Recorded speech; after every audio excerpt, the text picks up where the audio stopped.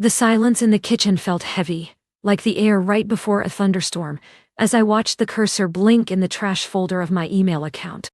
My hand was shaking so violently that I had to grip the edge of the mahogany desk, feeling the cold wood bite into my palm while my brain tried to process the words on the screen. It was an email I never sent, a rejection of the senior partner position at Miller & Associates, the job I had sacrificed 3 years of sleep and every ounce of my sanity to earn. The text was polite, professional, and devastating, stating that I had reconsidered the offer because I wanted to focus on my domestic responsibilities and felt the role would be too demanding for my current lifestyle.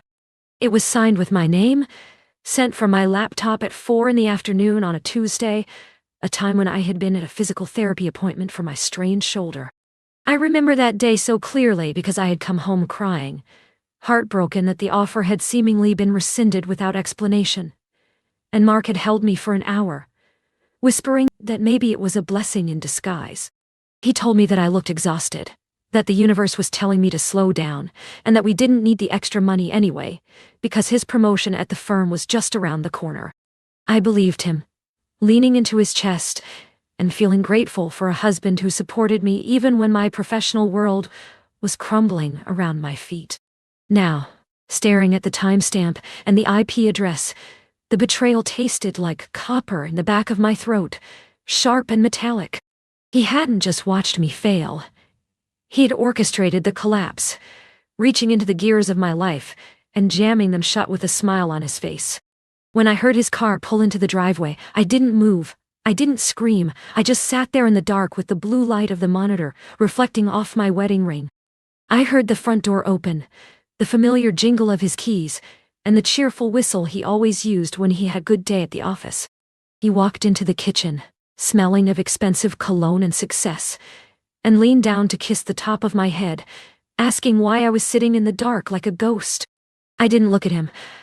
I just turned the laptop screen toward him, watching as the smug expression on his face dissolved into something gray and panic. For a second, there was a flash of something that looked like shame, but it was quickly replaced by a cold, defensive hardness in his eyes that I had never seen before. He didn't even try to deny it. Instead, he crossed his arms and told me that he did it for us, for our marriage, because he saw how the pressure was changing me. He said that a woman in that position wouldn't have time for a family, and that, frankly, it would be embarrassing for him if his wife was the primary breadwinner among his colleagues. He spoke about my career as if it were a hobby I had grown too obsessed with, a little project that needed to be scaled back so he could maintain his position as the sun in our small universe. As he talked, I realized that the man I had shared a bed with for 6 years was a stranger, a small, insecure shadow who was terrified of my light. I didn't argue, I didn't throw plates.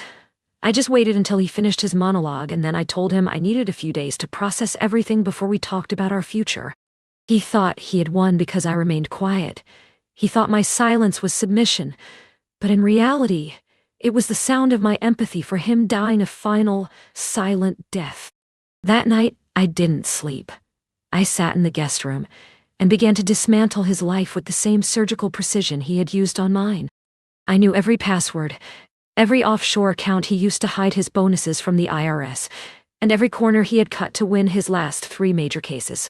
Mark was a man of shortcuts and ego, and he had left a trail of digital breadcrumbs that could incinerate his reputation if they were whispered into the right ears. I realized that while he was busy playing house, I had been the one actually managing our lives, our finances, and his professional image, and taking it all away would be easier than he could ever imagine. I contacted the recruiter at Miller & Associates the next morning, not with an apology, but with a forensic report of the unauthorized access to my account, and a proposal that made her voice go quiet with interest. I told her I wasn't just looking for the senior partner role anymore. I was looking to bring over 3 of Mark's biggest clients, men who I knew were dissatisfied with his lack of attention to detail lately. Then I began the process of filing for a quiet, scorched earth divorce, ensuring that by the time the papers hit his desk, his bank accounts would be frozen and his firm would be launching an internal investigation into his billing practices. I watched him eat breakfast 2 days later, unaware that the foundation of his world was already dust, and I felt a strange, cold peace. He wanted me to be the supporting character in his story, but he forgot that I was the one who wrote the script, and I'm about to write him out of it entirely. The breakfast table felt like a stage, and every clink of my spoon against the ceramic bowl was a beat in a play he didn't know he was starring in. Mark sat across from me, scrolling through his phone, complaining about a junior associate who had made a minor filing error, completely oblivious to the fact that his own career was currently a ticking time bomb. I watched the way he sipped his coffee, with that self-assured tilt of his head, the same head that had leaned over my laptop to sabotage my life while I was out trying to fix my body. He looked at me and smiled, a patronizing, pitying smile, and asked if I wanted to go look at those new linen curtains I had mentioned last month, as if a shopping trip could bury the ghost of my stolen future.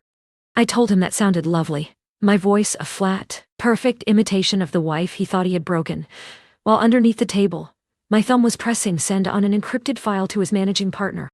The file contained 3 years of his padded billing hours, subtle but consistent overcharges that I had discovered while helping him with his taxes last spring, thinking at the time it was just sloppy accounting.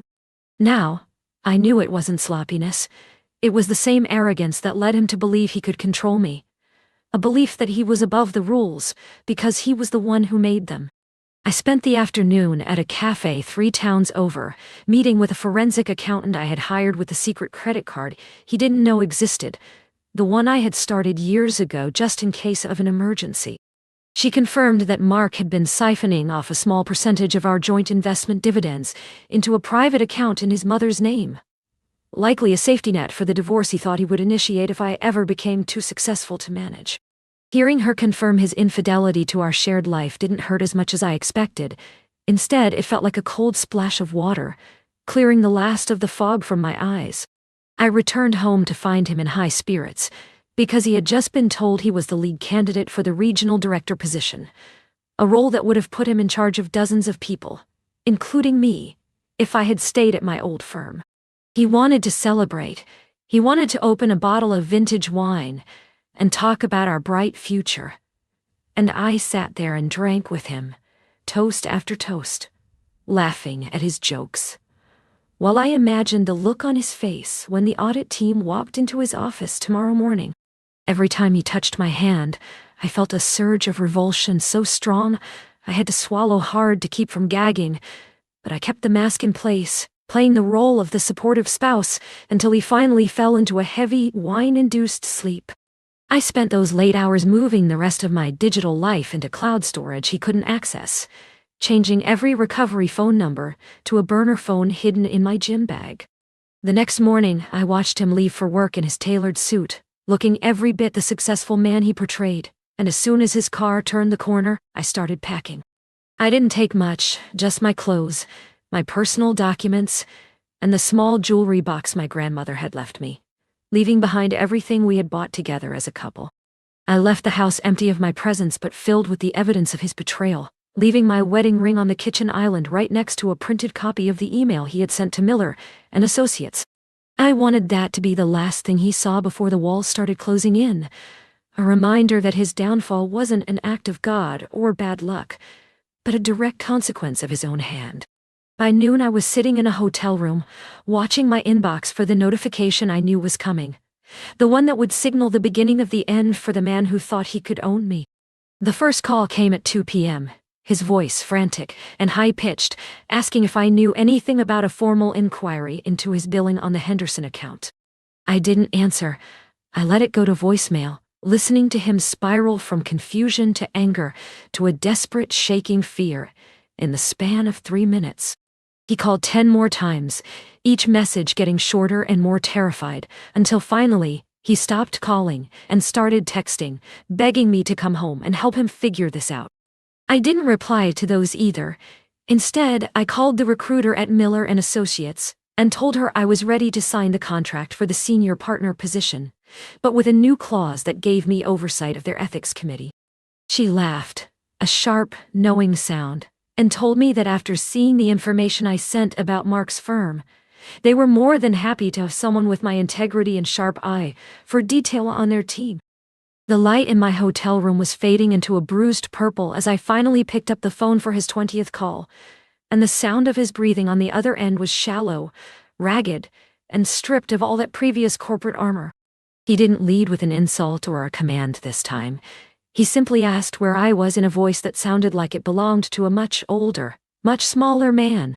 I told him I was in a place where he couldn't reach me, and that I had spent the afternoon watching the stock price of his firm take its first significant dip in 3 years following the leaked internal memo. There was a long, agonizing silence, where I could almost hear the gears turning in his head. The moment he realized that the quiet wife who always smoothed over his rough edges had finally sharpened them against him. He tried to pivot, to tell me that we could fix this together, that he would apologize to the partners and blame it on a system error, but I cut him off before he could finish the lie. I told him that the system error was thinking I wouldn't notice the heartbeat of my own career stopping because he had his hands around its throat. I described the feeling of finding that email in the trash, how it felt like watching him set fire to a house I had built brick by brick, while he pretended to be the one keeping me warm. He started to cry then, a pathetic, wet sound that didn't move me at all. It only made me realize how much of my life I had wasted trying to protect the ego of someone so fragile. He begged me to tell him I hadn't sent the files to the regulatory board, and I told him the truth, that I didn't have to send them because his own ambition had already made him a target for an audit he could never pass. I told him that by tomorrow morning, his parking pass would be deactivated, his company phone would be remote wiped, and the clients he thought were his friends would be calling my new office to ask for a transfer of their accounts. He screamed then, a sound of pure, unadulterated rage that ended with him throwing his phone against a wall, the line going dead with a sharp, digital snap. I woke up the next day to a world that looked exactly the same, but felt entirely different.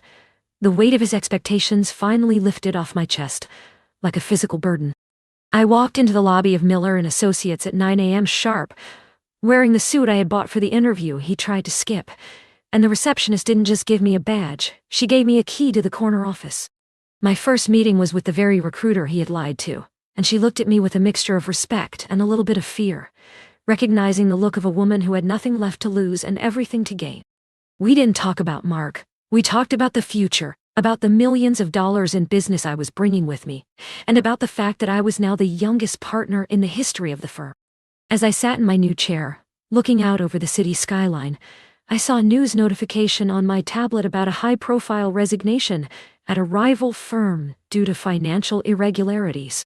The divorce was settled in record time because Mark had no leverage left.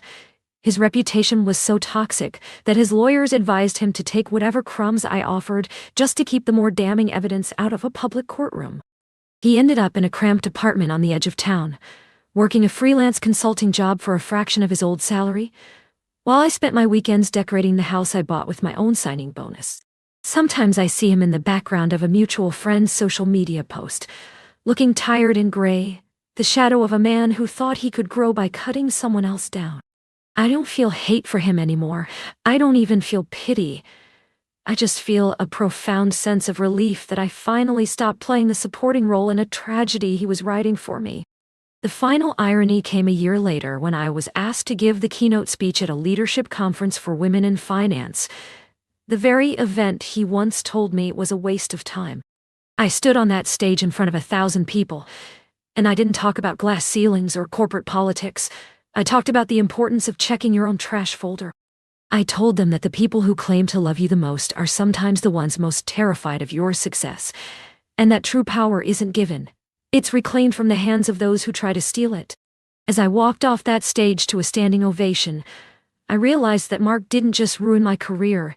He gave me the fire I needed to build a dynasty. And for that, I suppose I should thank him. I walked out into the cool evening air, my heels clicking confidently on the pavement, knowing that for the first time in my life, I was exactly where I was meant to be.